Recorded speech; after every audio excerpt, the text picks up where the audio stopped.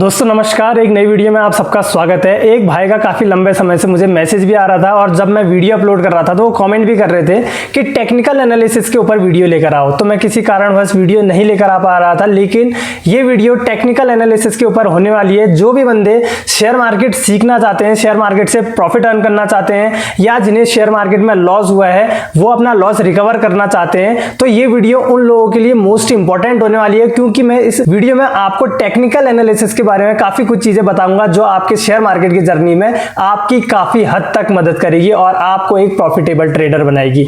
तो आज की वीडियो को लास्ट तक वही लोग देखें जो शेयर मार्केट से प्रॉफिट अर्न करना चाहते हैं। वीडियो को स्टार्ट करने से पहले दोस्तों एक छोटी सी रिक्वेस्ट है मेरी आपसे, आपने अगर अभी तक हमारे चैनल को सब्सक्राइब नहीं किया तो सब्सक्राइब कर लीजिए, क्योंकि ऐसी अच्छी वीडियोस आपको हमारे चैनल पे मिलती रहती है। दोस्तों किसी भी स्टॉक का या किसी ट्रेड का अगर आप टेक्निकल एनालिसिस करना चाहते हो तो उसके लिए सबसे पहले आपको चार्ट रीड करना आना चाहिए। चार्ट रीड करने में आपको प्राइस एक्शन यानी सपोर्ट एंड रेजिस्टेंस जिसके अंतर्गत आता है आपको वो सीखना होगा, कैंडल स्टिक सीखनी होंगी, कैंडल स्टिक पैटर्न सीखने होंगे, चार्ट पैटर्न सीखने होंगे। इसके अलावा वॉल्यूम है उसको समझना होगा और आपको कैंडल्स को ब्रेक करना और कैंडल्स को एक्सटेंड करना आना चाहिए। अगर आपको इतनी सारी चीजें आ जाती है तो आप एक टेक्निकल एनालिसिस अच्छे से कर लोगे, जिसके बाद आपको यह पता चलेगा कि अब किसी भी ट्रेड का प्राइस अब बढ़ने वाला है या फिर घटने वाला है। अगर बढ़ने वाला है तो आपने अपनी बाइंग की पोजीशन बनानी है और अगर घटने वाला है तो आपने उसमें सेलिंग की पोजीशन बनानी होगी। लेकिन इतनी सारी चीजें दोस्तों सिर्फ एक सिंगल वीडियो में बनाना संभव नहीं है,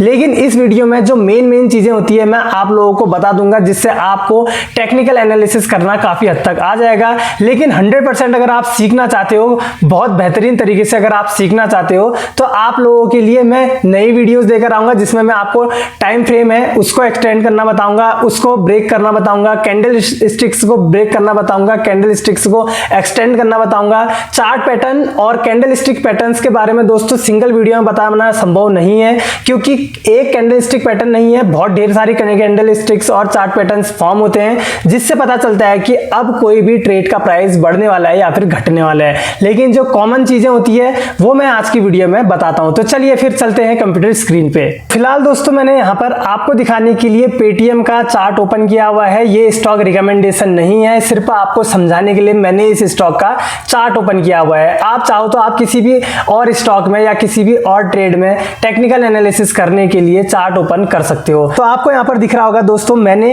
एक सपोर्ट और रेजिस्टेंस ड्रॉ किया हुआ है। जैसा कि मैंने आपको शुरू में बताया था कि किसी भी स्टॉक का या ट्रेड का अगर आप टेक्निकल एनालिसिस करना चाहते हो तो आपको यह पता होना चाहिए कि उसके कितने सपोर्ट और कितने रेजिस्टेंस बन रहे हैं। आप दोस्तों अगर सपोर्ट और रेजिस्टेंस को ही ध्यान दोगे तो इसके अलावा ट्रेंड लाइन को अगर ध्यान नहीं दोगे तो हो सकता है कि आपकी टेक्निकल एनालिसिस में थोड़ी सी गड़बड़ी हो जाए। तो ट्रेंड लाइन को भी इसमें आपने मिस नहीं करना होगा। लेकिन साइडवेज मार्केट में आपको ट्रेंड लाइन नहीं ड्रॉ करनी है जानबूझकर जबरदस्ती। अगर साइडवेज है मार्केट तो आपको सिर्फ और सिर्फ ब्रेकआउट का वेट करना होगा सपोर्ट और रेजिस्टेंस देखने के बाद। इसके अलावा दोस्तों टाइम फ्रेम एक ऐसी चीज है जो ये बताती है कि जिस टाइम फ्रेम पे आपने अपनी पोजीशन बनाई हुई है आपने अपने ट्रेड को उतने ही टाइम फ्रेम तक होल्ड करना है। मान लीजिए दोस्तों 15 मिनट के टाइम फ्रेम पे आपने अपनी पोजीशन बनाई है तो आपका जो ट्रेड वैलिड रहेगा वो नेक्स्ट 15 मिनट तक रहेगा। और अगर नेक्स्ट जो 15 मिनट की कैंडल्स बनेगी अगर वो एक बुलिश कैंडल है तो आपने अपने टाइम फ्रेम को एक्सटेंड यानी कि आपने होल्ड करना है 15 मिनट की कैंडल, फिर आपका टाइम फ्रेम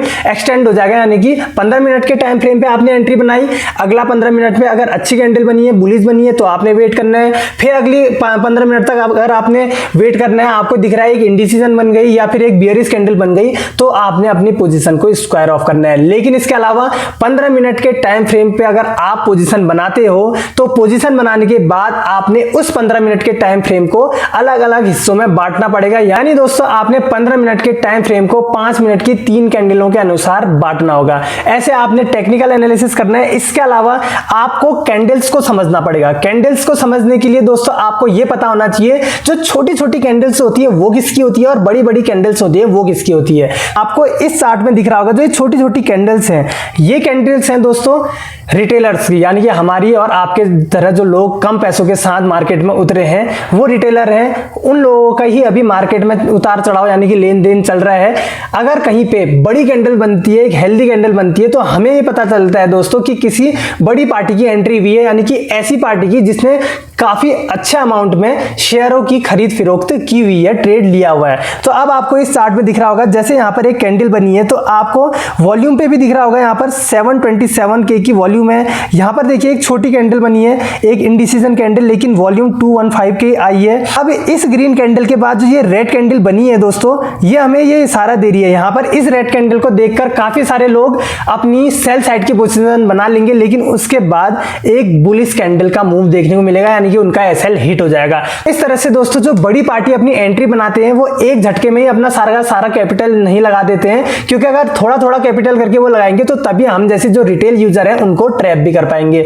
इसके अलावा दोस्तों यहाँ पर देखिए जो छोटी कैंडल्स हैं, इसमें 74K की वॉल्यूम आई है, इसके बाद देखिए 59K की, उसके बाद देखिए 41K की, उसके बाद 47K की। तो यहाँ पे अलग अलग जो छोटी छोटी कैंडल्स हैं उसमें कम वॉल्यूम, लेकिन जो बड़ी कैंडल्स हैं उसमें ज्यादा वॉल्यूम देखने को मिलेगी। क्यों? क्योंकि जो छोटी कैंडल्स है वो कम पैसों वालों की है और जो बड़ी कैंडल्स है वो बड़े पैसों वालों की है। सिंपल नियम है। अब वहीं पे अगर आप स्विंग करते हो तो आपने अपने टाइम फ्रेम को बढ़ाना होगा। अब देखिए जो 1 डे का टाइम फ्रेम में अगर रख लेता हूं तो 1 डे के टाइम फ्रेम पे ये कैंडल्स जो अभी बनी है ये अपने रेजिस्टेंस पे तक गई है, और रेजिस्टेंस के बाद देखने को वाली बात है, ये अगर जाएगी तो आपको ये जाते हुए दिखेगी अपने नेक्स्ट रेजिस्टेंस लेवल तक, जो कि आपको लगभग इस एरिया पे दिखेगा।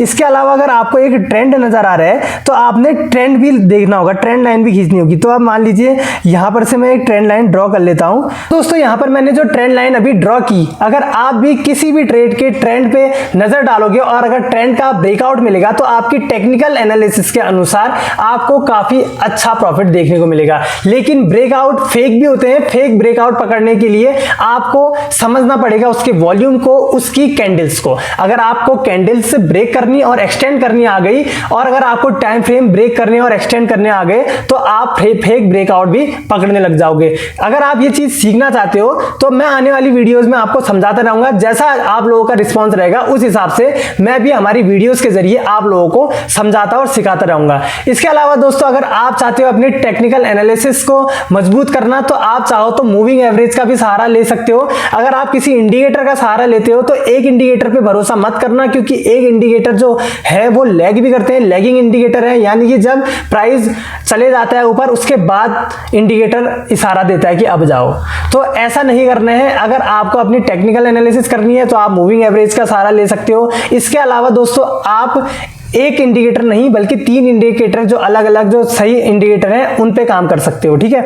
इसके अलावा दोस्तों टेक्निकल एनालिसिस में जो भी चीजें होती है वो वॉल्यूम और candlesticks pattern, chart patterns, support resistance और ट्रेंड लाइन पे रहती है।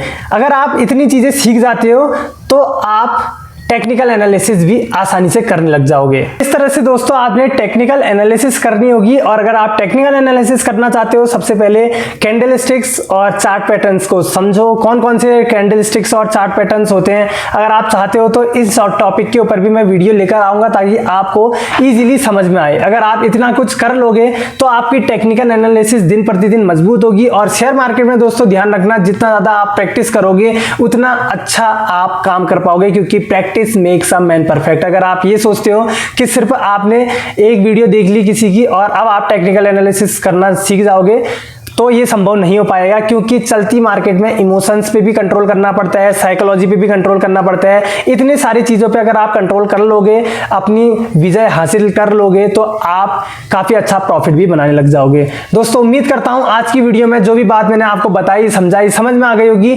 वीडियो पसंद आने पर इस वीडियो को अपने उन दोस्तों के साथ शेयर ज्यादा से ज्यादा करना जो शेयर मार्केट को सीखना चाहते हो। और अगर आप शेयर मार्केट सीखना चाहते हो तो हमारे चैनल की लॉन्ग वीडियो से भी सीख सकते हो, और अगर आप पर्सनली भी सीखना चाहते हो तो आप मुझसे इंस्टाग्राम पे भी कांटेक्ट कर सकते हो। इंस्टाग्राम आईडी का लिंक मैं इस वीडियो के डिस्क्रिप्शन बॉक्स में दे दूंगा। चलिए फिर आज की इस वीडियो को मैं यहीं पे समाप्त करता हूं। मैं मिलता हूं दोस्तों आपसे ऐसी एक अच्छी वीडियो के साथ।